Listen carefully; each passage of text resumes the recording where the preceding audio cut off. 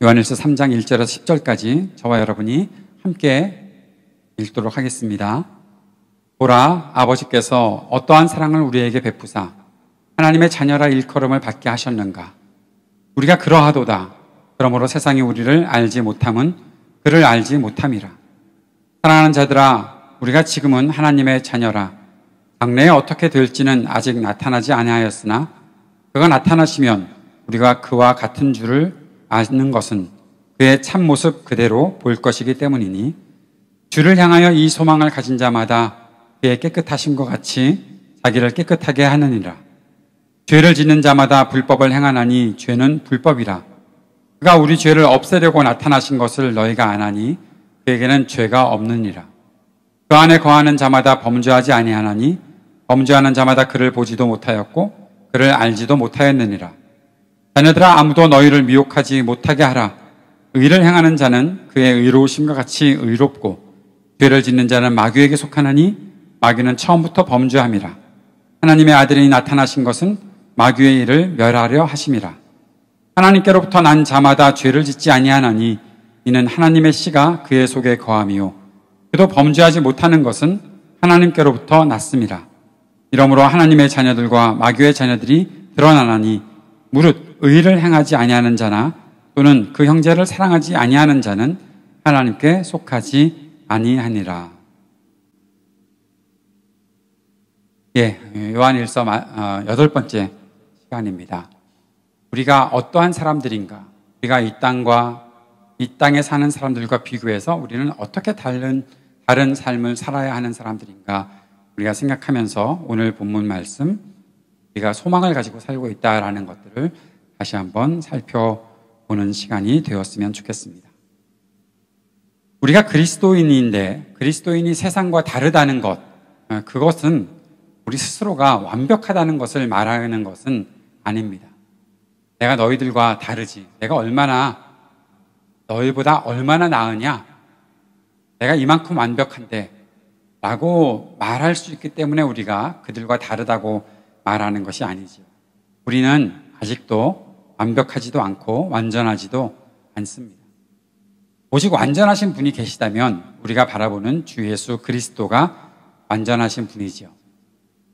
그런데 그렇다고 우리가 아주 불안한 위치에 서 있는 것은 아닙니다. 우리가 지난번에 말씀에서 살펴보았던 것처럼 우리는 이미 흔들리지 않는 나라를 받은 사람들이다라는 거죠. 우리는 흔들리지 않은 나라를 받은 사람들이지만 그 확신을 가지고 우리에게 주어진 인생 또는 사명, 그것들을 향해서 살아갈 때 그것을 끝까지 완성시키는 삶을 살아가는 사람들이기 때문에 아직 우리가 완성되지도 않았고 아직 우리가 완벽하다고 말할 수는 없다라고 볼 수 있습니다.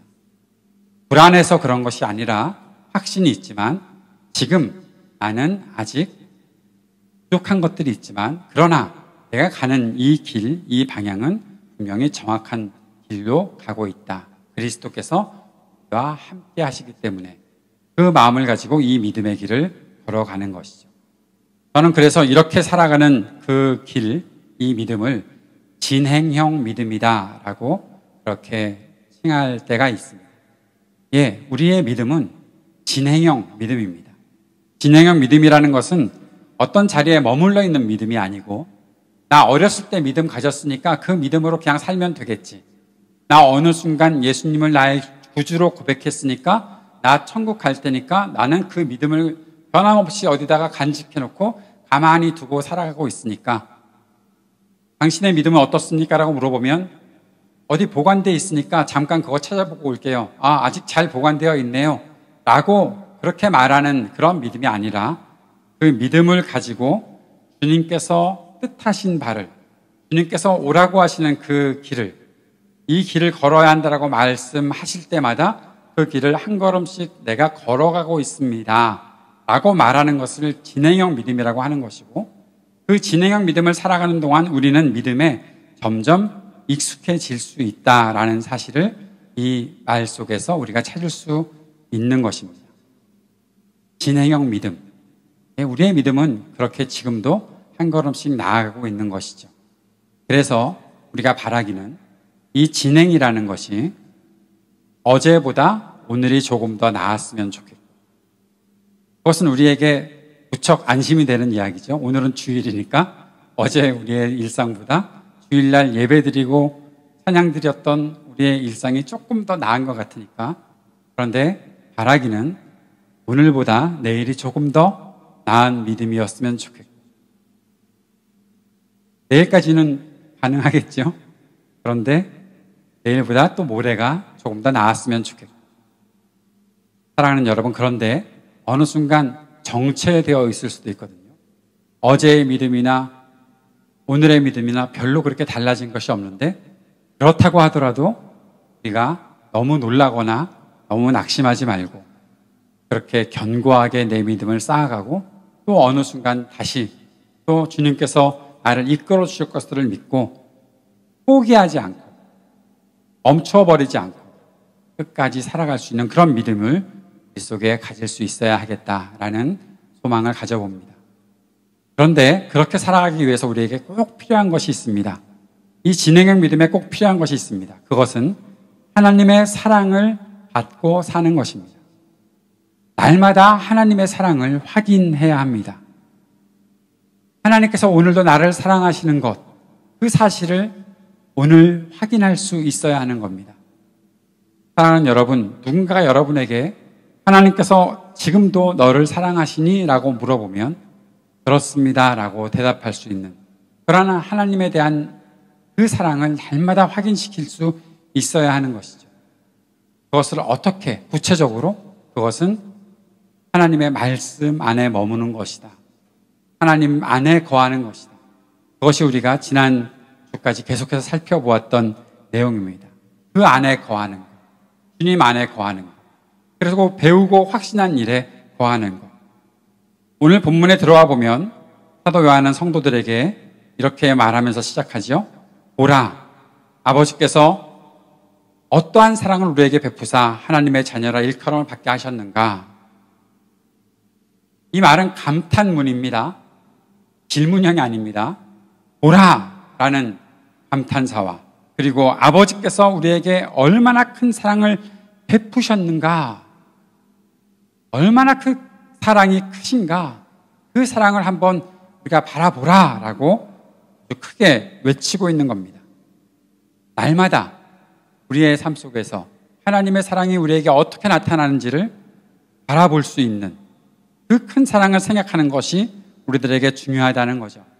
그것이 바로 하나님이 우리를 자녀 삼아 주셔서 우리가 하나님의 자녀로서 주님의 사랑을 늘 느끼고 살아가는 것, 그것의 중요함을 사도 요한이 강조하고 있는 겁니다. 이 말씀을 조금 더 깊이 생각해 보면 이 말씀은 하나님의 사랑을 깊이 묵상할 시간을 가지고 그 사랑의 실제가 우리 안에 깊이 스며들도록 하라라는 겁니다. 하나님의 그 크신 사랑 앞에서 그 사랑이 내 속에 스며들 수 있도록 하라라는 겁니다. 또는 숨을 멈출 정도로 아주 집중해서 도대체 이 사랑은 어떠한 사랑이었는가라고 생각하라고 권하는 것입니다. 그렇게 하면서 주님을 바라볼 수 있는 그 순간이 우리 속에 있어야 한다는 것이죠. 사도 요한이 이 말씀을 시작하면서 보라 라고 말씀하신 것이 굉장히 우리들에게 중요하다 저는 생각을 합니다. 보라, 누구를 봅니까? 나를 사랑하신 그리스도 예수를, 나를 사랑하신 하나님 아버지를 바라보는 그 믿음의 눈이 있어야 하는 것이겠죠. 하나님은 크신 분이니까 우리에게 믿음의 눈이 밝게 열린다면 그 하나님을 바라볼 수 있을 것입니다. 그런데 그렇게 주님을 바라볼 때 하나님과 눈이 마주치는 그런 경험도 우리는 할 수 있을 것이다 저는 믿습니다. 사람끼리라도 서로가 눈을 마주치면 그 속에서 변혁적인 무엇인가가 분명히 있다라고 합니다. 오랜 시간 동안 그 바라봄이 서로에게 지속된다면 서로가 닮아갈 수 있는 일들도 있을 수 있고 그 가능성도, 그렇게 닮아갈 수 있는 가능성도 무척 높아진다고 합니다. 하나님을 바라보는 그 믿음의 삶이 우리들에게 계속해서 지속되다 보면 결국 주님을 바라보고 그 사랑 안에서 거하다가 주님의 사랑으로 우리가 완전히 동화되는 일들이 나타나게 될 것입니다. 어떤 분은, 제가 만난 어떤 권사님은 무엇인가 말씀을 드리면 그 말씀과 연관된 하나님의 말씀이 그냥 그 입에서 줄줄 새 나오는 것처럼 그 말씀을 하실 때가 있습니다. 여러분은 그런 경험이 있으신가요? 어떠한 주제에 대해서 아주 우리가 그렇게 낯익은 주제가 아닌 낯선 주제를 잠깐 말했는데도 불구하고 그 주제에 대해서 하나님의 말씀이 연관돼서 내 속에서 그 말씀들이 이렇게 울려나고 또 그 말씀이 전해지는 그러한 일들을 경험해 본 적이 있으신가요? 굉장히 부끄러운 고백 중에 하나인데 제 친구가 딸을 낳았어요. 딸의 이름을 미가라고 지었다고 그러더라고요. 그래서 제 친구에게 저희가 도시락 가게 이름 같은데 그렇게 얘기했던 기억이 있습니다. 아시나요? 혹시 미가 도시락이라고? 옛날에 있었어요. 지금은 없는 것 같은데, 못 본 것 같은데. 그랬더니 그 친구가 저한테 한탄을 하면서 얘기하더라고요. 목사가 미가라고 그러면 미가 선지자가 생각나야지 왜 도시락 가게 이름이 생각나냐고 그렇게 말을 했던 적이 있었어요. 부끄럽잖아요. 그렇구나. 성경이 먼저 생각나야 되는구나. 하나님의 말씀이 생각나야 되는구나. 내 삶 속에 어떠한 사건이 있든지 어떠한 일이 진행되든지 그 속에서 내가 항상 주님을 바라보고 주님의 말씀 가운데 살았다면 그 말씀과 연관된 일들이 내 사건 속에서 내가 겪고 있는 일상 속에서 자꾸 맞부딪히고 그렇게 말씀 가운데 내 삶이 움직이고 있다는 것을 깨달을 수 있어야 하는데 다른 생각을 하거나 아니면 말씀은 전혀 생각나지 않고 그냥 그런가 보다. 세상이 그런가 보다. 사람이 그런가 보다. 그냥 한탄만 하고 있는 그러한 삶을 산다면 내가 하나님을 바라보는 유익, 내가 하나님과 함께 동행한다는 것을 어떻게 우리가 증거할 수 있을까 그런 생각을 해보게 됩니다. 우리가 주님을 바라볼 수 있고 그 믿음의 삶이 우리 속에 계속 지속될 수만 있다면 그 사랑은 결국 하나님을 닮아가고 하나님으로 충만한 우리의 삶으로 만들어지는 일들을 경험하게 될 것이다. 그런 확신을 갖게 되는 것입니다. 어떻게 주님을 바라볼 수 있습니까? 라는 그 질문을 한다면 이렇게 대답할 수 있겠죠. 그리스도는 우리가 주님을 바라볼 수 있도록 이 땅에 오셨다라는 겁니다. 사도 요한은 그 사실을 분명하게 증거하고 있습니다. 이미 요한 1서를 시작하면서 태초부터 있는 그 생명의 말씀에 관하여 우리가 보았고 들었고 주목하여 보았고 손으로 만졌다라고 말씀하고 있고 그렇게 우리가 주님과 사귀고 있다라는 사실을 말하고 있었기 때문에 그 주님의 말씀 가운데 거하고 주님께서 말씀하신 것들을 지켜나가는 가운데 우리는 주님을 바라볼 수 있는 그러한 믿음의 삶을 살고 있다라고 말하고 있는 거죠. 그렇게 주님의 말씀과 또 주님의 임재와 주님을 바라보는 그 믿음이 우리 속에서 계속해서 이어지게 된다면 우리는 분명히 확신을 가지고 우리는 하나님의 자녀다라고 말할 수 있을 것입니다. 어떻게 해요? 그 속에서 하나님께서 우리를 변화시킨 일들이 있기 때문에. 어떤 변화요? 주님을 닮아가는 사람이 될 수 있도록 우리를 만들어 주시기 때문에. 사랑하는 여러분, 우리의 삶을 통해서 우리의 일상을 통해서 예수 그리스도를 닮아가는 삶, 아버지 하나님의 그 성품을 조금이라도 담아내는 삶이 계속해서 나타나게 될 수 있기를 바랍니다. 우리는 그 일들을 소망하며 사는 사람들이죠. 주님과 마주하는 그때가 있을 것까지도 우리는 소망하면서 살고 있는 사람들입니다. 사랑하는 여러분, 한 가지 꼭 기억해야 될 것이 또 하나 있습니다. 하나님의 자녀로 살고 주님을 바라보는, 그렇게 주님을 닮아가는 삶을 살아갈 때 그것이 내가 원하고 내가 좋은 때 그렇게 살면 되는 것이겠거니 생각하는 그러한 일들도 우리들에게 있을지 모르는데 성경이 말하고 있는 이 사실을 잘 생각하다 보면 결국 나의 아버지께서 나를 선택해 주셨고 나의 아버지께서 나를 자녀 삼아 주셨다는 그 사실이 있기 때문에 우리가 주님의 자녀로 살아가고 있다는 것을 우리가 보게 됩니다. 자녀가 부모를 선택할 수 없지요. 자녀가 부모를 선택하지 못하지요. 부모가 자녀를 선택하지요. 여러분, 부모님이 참 마음에 들어서 이 땅에 태어나신 분 계십니까? 우리 엄마 아빠 정말 마음에 들어서 내가 그 속에서 태어났어, 그렇게 말할 수 있는 사람은 없죠. 하나님이 내 마음에 들어서 하나님을 선택한 것이 아니지요. 하나님께서 우리를 사랑하셔서 우리를 자녀 삼아 주셨죠. 그래서 우리의 믿음이 이 땅에서 말하는 다른 것들과는 완전히 차별화된 것, 굉장히 특별한 그 믿음을 가지고 살아가는 것이 바로 우리의 삶이다, 우리의 믿음이다라고 볼 수 있습니다. 하나님을 닮아가고 있는 것, 내 속에 하나님을 닮은 말이 있고 내 삶에 주님을 닮은 성품이 나타나고 그 행동 등이 점점 나타나고 있다는 것, 그것이 우리가 나의 아버지 되신 하나님을 닮아가는 그런 모습으로 나타나고 있는 것이다 볼 수 있는 것이죠. 하나님의 자녀이면 하나님을 닮게 되어 있습니다. 오늘 본문 2절 말씀을 보십시오. 그리스도께서 나타나시면 우리도 그와 같이 될 것임을, 그리스도께서 나타나셨을 때 우리가 깜짝 놀랄 것입니다. 우리 그 기대로 살았으면 좋겠습니다. 나랑 비슷하시네요. 우리가 그리스도와 함께 살아가는 그 순간이 되었을 때, 주님과 함께 있는 공간에 들어갔을 때 주님이 말씀하시는 것이 나랑 비슷하시네요. 주님이 생각하시는 것이 나랑 비슷하시네요. 내가 주님을 닮은 거지요. 내가 주님의 자녀로 살았던 것이죠. 아버지 하나님을 보았을 때, 아버지 하나님 앞에 나아갔을 때 내가 주님을 닮았네요 라고 말할 수 있는 그 일이, 사랑하는 여러분, 분명히 여러분들에게 있을 것을 저는 믿습니다. 혹시 그 품 안에 안겼을 때 다른 아버지인가?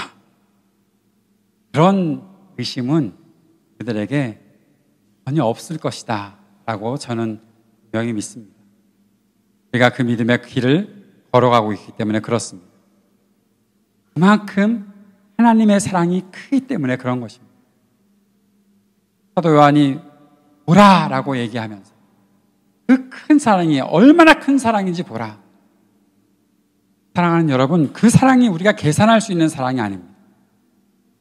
그 사랑이 우리가 이 정도 되겠지라고 추측할 수 있는 사랑이 아닙니다.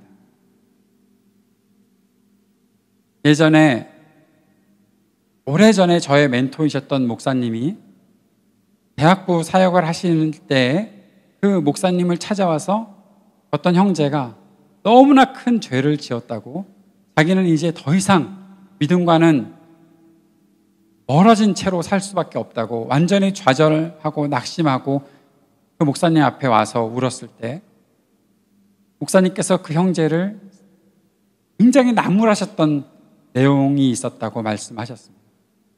무엇인가 하면, 왜 너의 계산대로 하나님을 판단하고 너의 계산대로 하나님께서 너를 버렸다고 생각하는, 하나님이 그 정도밖에 안 되는 분이냐, 너의 생각 속에 하나님이 그 정도만 계시는 분이냐? 하나님은 그렇지 않다. 네가 생각하는 그 죄가 너를 완전히 망가뜨려서 더 이상 너를 볼품없는 그런 사람으로 만들었을지 모르지만, 하나님의 그 크신 사랑은 너를 충분히 회복하게 만드는, 너를 완전히 고칠 수 있는 그러한 하나님의 사랑인 것을 왜 모르냐? 그것이 우리 아버지 하나님의 사랑이고, 우리는 조금씩 그 아버지의 사랑 때문에 주님을 닮아가고 있는 것입니다. 하나님의 사랑이 어떠한 사랑입니까? 우리를 자녀로 삼으시기 위해 모든 일을 하신 사랑이죠. 우리가 로마서 5장의 말씀도 살펴보았었지만, 사랑받을 자격이 없는 사람들에게 아무 대가 없이 주시는, 아무것도 조건이 없는 그러한 사람에게 그 크신 은혜를 베푸신, 원수되고 약하고 죄인이었던, 하나님과는 완전히 등 돌리고 살아가고 있었던 우리들에게 그 사랑은 너무나 커서 우리를 돌이키게 만들고 우리를 변화하게 만들고, 그래서 내게 다시 한번 내가 하나님의 자녀다라고 그렇게 주님께 고백했을 때 그것을 무엇보다 기뻐하시는 그것이 우리 아버지 하나님의 사랑이다라는 거죠.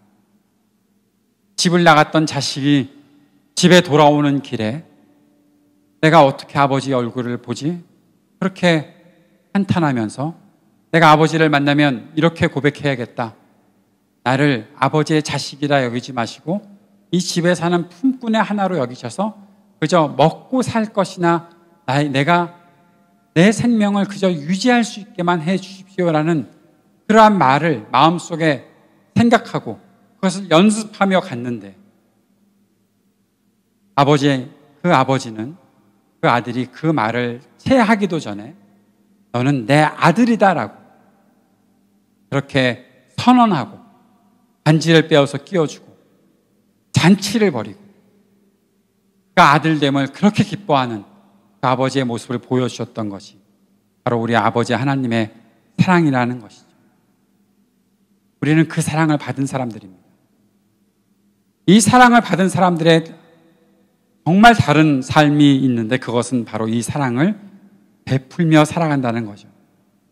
그래서 이제 우리의 아쉬움은 무엇인가 하면 내가 하나님의 사랑을 잘 느끼지 못하는 것 같아 라는 그런 아쉬움이 아니라 내가 하나님의 사랑을 더 충분히 드러내지 못하는 것 같아 라는 그 아쉬움으로 살 수 있다는 거죠. 그리고 그 아쉬움을 극복하기 위해서 어떻게 내가 더 큰 사랑을 베풀며 살아갈 수 있을까 하는 그런 마음을 가지고 아까 말씀드렸던 그 진행형 믿음의 삶을 우리가 살아가고 있다는 겁니다. 그렇게 살아갈 수 있는 것은 바로 아버지 하나님의 사랑을 받은 하나님의 자녀로서 아버지 하나님과 내가 그 관계, 언약을 갖고 있다는 것이고 그 속에서 우리들에게 주신 하나님 아버지의 그 생명을 가지고 살고 있기 때문에 우리가 이 사랑을 나타내며 살아갈 수 있다는 거죠. 생명, 그것은 가만히 놓아두는 것 아닙니다. 어떤 전시장에다가 저장해 놓고 구경 다니는 것이 아닙니다.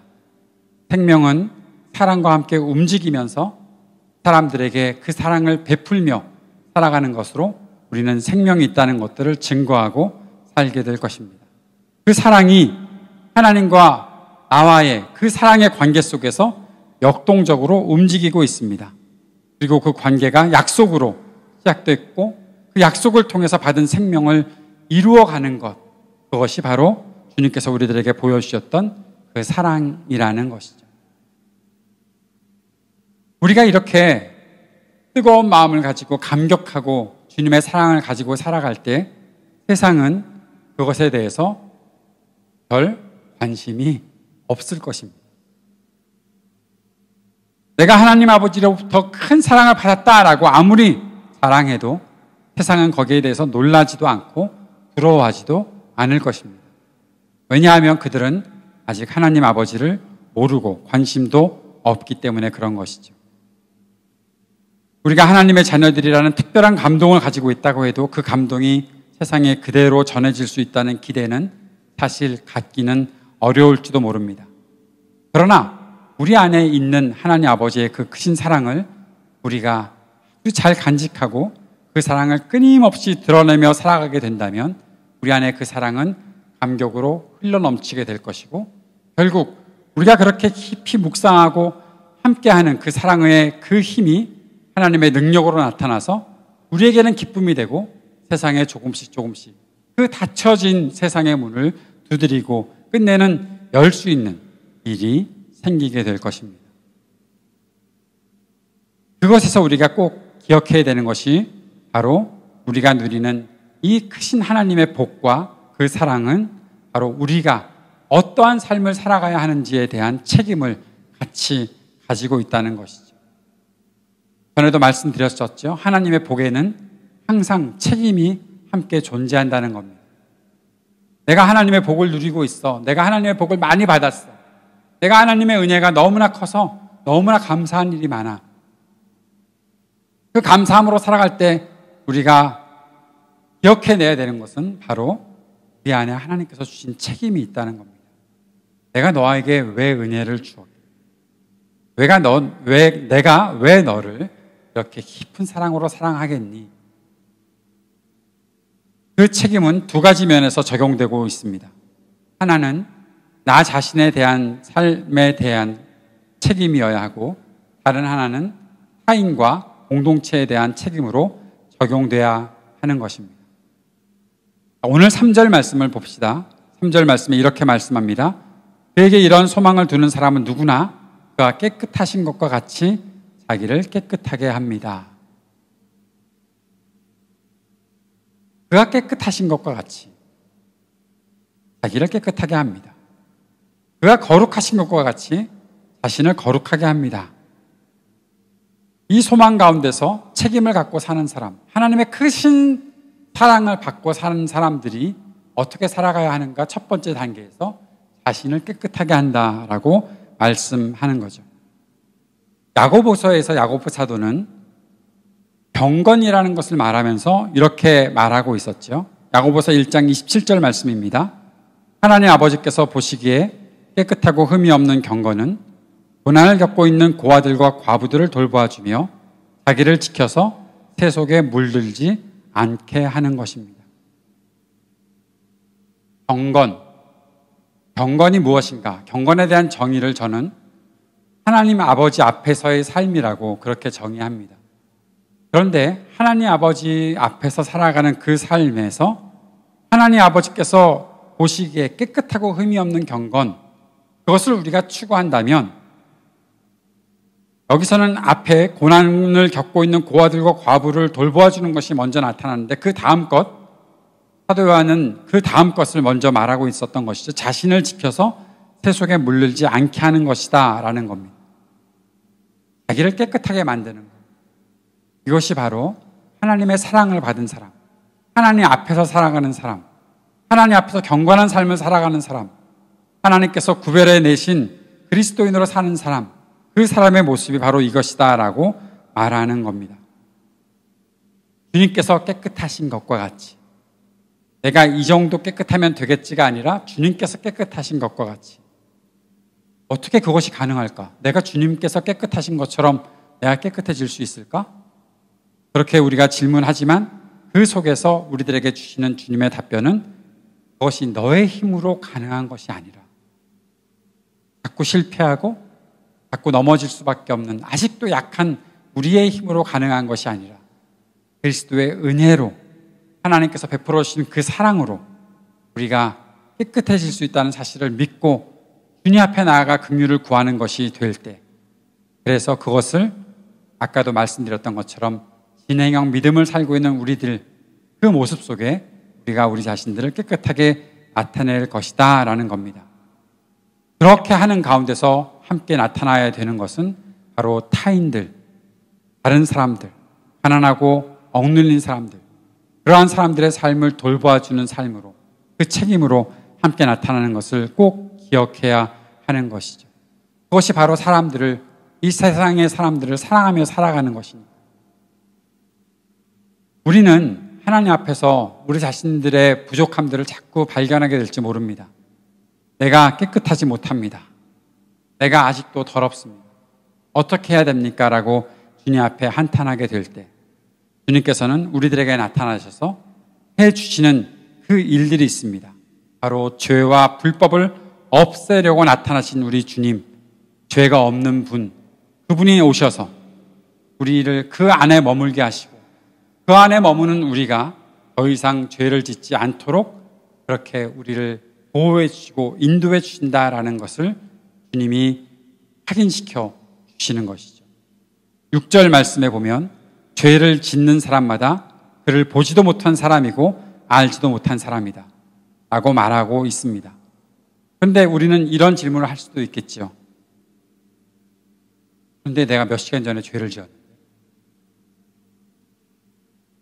뼈하게 기억이 나는 몇 시간 전에 지은 죄가 있다는 것을 알면서 죄를 짓는 사람마다 그를 보지도 못한 사람이고 알지도 못한 사람이라고 그렇게 말하고 있으니 우리의 마음속에 얼마나 그 절망이 또 한 번 찾아오겠습니까?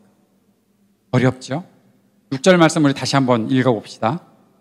그러므로 그리스도 안에 머물러 있는 사람마다 죄를 짓지 않습니다. 죄를 짓는 사람마다 그를 보지도 못한 사람이고 알지도 못한 사람입니다. 분명히 1시간 전에 지었던 내 죄가 있는데 나보고 죄를 지었으니 그를 보지도 못했고 알지도 못했군. 어쩌라는 겁니까? 앞에서 그랬잖아요. 우리는 그리스도를 보았고 만졌고 들었고 주목하여 보았고 그리스도와 사귐이 있다고 말을 했고, 그러면 우리가 갖고 있는 이 일상에서의 이 연약함들을 도대체 어떻게 해결할 수 있을까라는 그 질문이 자꾸 생기는 것이죠. 이 말씀은 이렇게 생각해 볼 수 있는 말씀입니다. 그리스도 안에 깊이 머물며 사는 사람 가운데 습관처럼 죄를 짓는 사람은 하나도 없습니다. 습관처럼 죄를 짓는 사람은 그리스도를 제대로 보지 못했고 그분을 전혀 알지 못하는 자입니다. 라고 그렇게 우리가 다시 한번 해석해서 볼 수 있는 말씀입니다. 머물러 있다라고 해석되는 이 말은 떨어져 나가지 않고 그 안에 사는 것을 말하는 겁니다. 내가 자격 요건이 있으니까 아무 때나 왔다 갔다 할게요 라고 말하는 것이 아니라, 주님께서 나를 하나님의 자녀로 삼아주신 그 자격이 내 믿음으로 분명하게 확신이 된다면 내가 그 안에 날마다 거하겠습니다라고 말하는 겁니다. 그래서 나의 습관이 되지 않도록, 그 죄를 범한 것이 나의 습관이 되지 않도록 내 자신을 또 갈고 닦는 일들이 있어야 한다는 거죠. 1시간 전에 지은 죄 어떻게 해결합니까? 주님께 자백하고 주님의 긍휼을 구하고 그리스도의 보혈로 사함을 받고 거기에 대해 책임을 져야 될 것이 있다면 그 책임을 지는 것으로 보상하고 하는 일들이 우리 속에 있어야 하는 거죠. 우리의 삶에 그 일들이 구체적으로 있어야 한다는 겁니다. 그런데 그 죄가 우리 안에 습관처럼 나타나는 일은 되어서는 안 된다라는 거죠. 여기에는 분명히 과정이 있습니다. 날마다 죄에 빠져서 살던 사람이 어느 날 갑자기 변해서 더 이상 죄를 짓지 않는 사람 될 수 있습니다. 그런데 우리가 이미 경험했던 것처럼 우리는 또 습관처럼 어느 날 그 죄에 그만큼 다하고 있는 우리 자신들을 발견하게 된다는 겁니다. 그런데 그때 날마다 하나님의 말씀 안에 거하고 주님을 따라가고 주님을 바라보는 일들이 날마다 점점 익숙해져 가는 사람은 내가 이전에 지었던 죄에 습관적으로 끌려가는 것 자체를 막아설 수 있다는 겁니다. 그것에 대해서 내가 동경하고 내가 그렇게 살고 싶은데 라고 하면서 그냥 그것을 취하는 것이 아니라 아니지, 내가 그렇게 하면 안 되지 라는 그 마음을 갖는 성령의 인도하심, 하나님의 인도하심을 받게 된다는 거죠. 이것이 무엇인지 잘 아시겠습니까? 아주 유치한 설명을 해드려야 우리가 좀 더 이해가 될 것 같은데 그렇게까지 해야 될까? 하지만 한 가지만 예를 들어봅시다. 저도 저 자신에게 다시 한번 경종을 울리고 다시는 그러지 않겠다라는 마음을 가지고 말하는 겁니다. 제가 최근에 다이어트를 시작했습니다. 1달 정도가 되었습니다. 탄수화물을 먹는 것을 줄이기를 시작했습니다. 옛날에 저는 어떤 사람인가 하면 하루 종일 지나가다가 누가 짜장면 하는 짜소리만 들려도 그날은 꼭 짜장면을 먹어야 하는 사람입니다. 하다못해 짜장라면을 끓여 먹더라도 그렇게 해야 되는 사람입니다. 그런데 그렇게 하지 말아야 하겠다라는 그 생각과 그 결심을 굳게 하고 그 습관들을 멀리하기 시작했는데, 그 멀리하고 나니까 그 일들을 제가 언제 또 돌아갈지 아직까지 뭐 확신이 없지만 제가 지금 지난 1달 동안 살아온 것들을 보면 이게 충분히 가능하구나 라는 일들을 경험할 수 있다는 거죠. 줄이려고 하고 그렇게 마음을 먹고 또 그렇게 할 수 있는 길들을 발견하고 나면 내가 쉽게 먹을 것에 유혹되지 않고 내가 내 건강을 찾고 내 자신을 챙겨가는 일들을 할 수 있다는 거죠. 우리가 인생을 살아가는 과정 속에 다이어트를 하고 운동을 하고 하는 것도 어떤 내 습관으로 가지고 그 일들을 진행할 수가 있다면 하나님의 사랑을 받고 사는 사람들이 물론 죄라는 것이 음식보다 훨씬 더 무섭긴 하지만 하나님께서 살아계심을 믿고 살아가는 사람들이 하나님의 은혜를 받고 살아가는 사람들이 쉽게 죄에 무너질 거라고 의심하는 것은 적절치 않다는 거죠. 더 중요한 문제는 그 죄 앞에 내가 정직하게 하나님께서 나에게 하지 말라고 하셨으니 내가 안 하겠습니다 라고 나의 그동안에 익숙했던 습관들을 버리는 일들을 우리가 해야 된다는 것이죠. 어떠한 습관이 있습니까? 질문을 한번 던져봅시다. 우리에게는 죄를 짓는 것이 익숙한 습관입니까? 아니면 거룩한 삶을 사는 것이 익숙한 습관입니까? 무엇이 익숙합니까? 거룩한 삶을 사는 것, 이것이 우리들에게 익숙한 습관이 되어야 하지 않을까요? 제가 작년 8월에 들어와서 지금까지 운전을 안 하고 있는데, 차가 없으니까 운전을 안 하고 있는데, 운전을 할 때를 가만히 돌이켜보면 운전을 하면서 엑셀레이터를 밟겠다, 브레이크를 밟겠다 하는 것을 내가 지금 엑셀레이터를 밟아야지. 아주 어색하게. 내가 브레이크를 밟아야지. 그렇게 하면서 운전합니까? 그러지 않죠. 그 상황이 되었을 때 내가 브레이크를 밟는 것은 나에게 너무나 익숙한 습관이 되었기 때문에 내가 머릿속으로 생각하는 것이 아니라 그 상황에 적절하게 내 몸이 반응하게 만드는 것, 그것이 운전이 어느 정도 익숙해졌다라고 말하는 것 아닙니까? 내가 하나님의 말씀을 가지고 하나님의 사람으로 살아가고 있다면 내가 아주 중요한 때 브레이크를 밟는 것, 아주 중요한 순간에 내가 브레이크를 밟고 내가 중요한 순간에 내 인생에 엑셀레이터를 밟으면서 조금 더 속도를 내고 하는 것, 이것이 우리들에게 필요한 것이 아닌가 싶습니다. 말씀을 펴놓고 묵상하고 찬송을 하고 섬기는 삶을 살고, 이것을 하려면 옛날에는 이를 악물고 해야 됐죠. 그러나 지금은 우리들이 어느 정도 익숙한 그러한 모습으로 그 일들을 하지 않습니까? 하나님 앞에 헌신하는 일들, 그 일에 있어서도 옛날에는 억지로 이를 악물고 했지만 지금은 하나님을 위해 헌신하고 사람들을 위해 헌신하고 하는 일들에 우리가 익숙한 일 경험하지 않습니다. 남에게 양보하고 남을 위해 배려하고 그렇게 살아가는 것, 우리에게 너무나 익숙한 일이 되어가고 있지 않습니까? 혹시 반대의 것들이 우리들에게 아직도 익숙하고 그것을 살아가는 게 훨씬 더 쉽다면 우리들은 아직 주님의 도우심을 더 깊이 구하며 살아가야 하는 사람들이겠죠. 지난 주간 묵상을 하면서 사울 이야기를 마음속에 떠오르게 되었습니다. 지난번에 우리가 다윗에 대해서 이야기했었습니다. 오늘은 사울에 대한 이야기를 잠깐 나눠볼까요? 사울이 왕위에 올랐을 때 그 죽은 자의 영을 불러내는 그런 점치는 사람들이나 그런 영묘 활동을 하는 사람들을 전부 다 내쫓았습니다. 그런데 전쟁을 앞두고 하나님의 음성을 들어야 한다라는 사울의 그 강박관념들이 있었는데 하나님께서 그에게 더 이상 대답해 주지 않으시자 점치는 사람을 찾아가죠.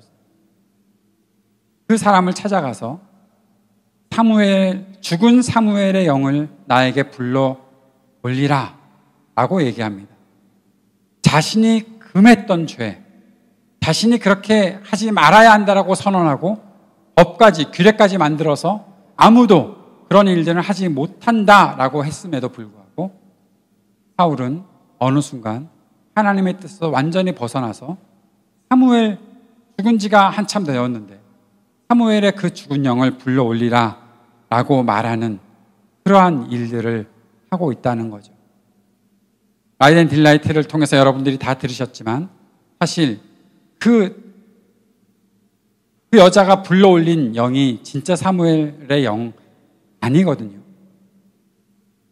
그저 그 여인이 부리고 있는 한 어떠한 그러한 영적인 일들을 사울이 경험을 했던 것이지, 그 속에서 하나님의 메시지를 그냥 그들이 한 번 더 확인할 수밖에 없는 그런 상황이 된 것이지, 그것이 진짜로 그렇게 불러올릴 수 있는 그러한 일이 아님에도 불구하고 거기 그 문장을, 그 성경 말씀을 하나하나 읽어가면서 이 일들을 행하고 있는 사울이 얼마나 아무런 거리낌도 없이 그 일들을 하고 있나라는 생각들을 해보게 되었습니다.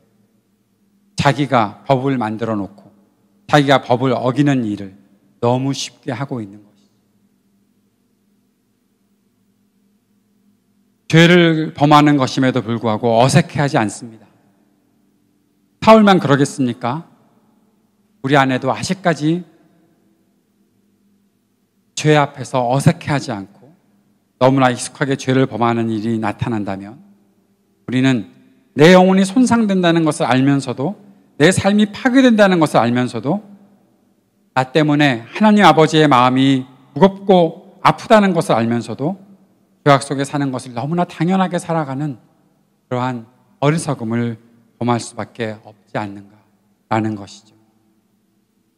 사랑하는 여러분, 우리는 이미 죄사함 받은 사람들임을 다시 한번 기억하기를 바랍니다. 우리를 위해 그리스도께서 보여주신 그 큰 사랑은 이 땅의 그 어떤 것도 비교할 수 없는 큰 사랑이다라는 겁니다. 내가 계산할 수 없는 큰 사랑을 우리는 받았다라는 사실을 우리들이 기억할 수 있어야 하는 것이죠. 그래서 죄의 유혹에 걸려 넘어지게 되었을 때 우리의 죄 때문에 그 모든 죄의 대가를 치러주시고 죽음을 당하신 그리스도, 그 하나님의 아들의 피를, 그 보혈을 생각하고 감사하는 마음으로 그 모든 습관적인 범죄에서 벗어나올 수 있어야 하겠다라는 겁니다. 오늘 10절의 말씀을 다시 한번 읽어봅시다. 하나님의 자녀와 악마의 자녀가 여기에서 환히 드러납니다. 곧 의를 행하지 않는 사람과 자기 형제 자매를 사랑하지 않는 사람은 누구나 하나님에게서 난 사람이 아닙니다. 사도 요한이 다시 한번 강조하고 있는 말씀입니다. 하나님의 자녀라는 사실, 우리가 하나님을 닮은 사람으로 살아가고 있다는 것, 그래서 이제는 죄에 대해서 어색해지고 죄악을 범하는 것이 나에게는 너무나 어색한 일이 되어서 그런 것 하기 싫고 내가 선한 행실로 살아가는 것, 그리스도의 그 말씀을 따라가는 것, 그 선한 행실에 익숙해지는 것, 그 일이 나에게는 훨씬 더 쉽고 익숙한 일이 되어가고 있습니다라는 그러한 고백이 우리 가운데 있어야 한다는 것이죠. 그리스도를 따르는 삶은 추상적인 개념으로 살아가는 것, 그런 것이 아니라 형제자매를 사랑하고 의롭게 살아가는 것으로 우리가 이 삶의 모습을 그대로 나타낼 수 있다는 것을 꼭 기억할 수 있으면 좋겠습니다. 말씀을 마치면서 1절 말씀을 다시 한번 보도록 하겠습니다. 1절 말씀에 무엇이라고 기록하고 있습니까? 보라, 아버지께서 어떠한 사랑을 우리에게 베푸사 하나님의 자녀라 일컬음을 받게 하셨는가.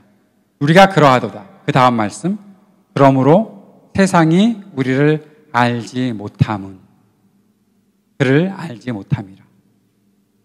세상이 우리를 알지 못함은,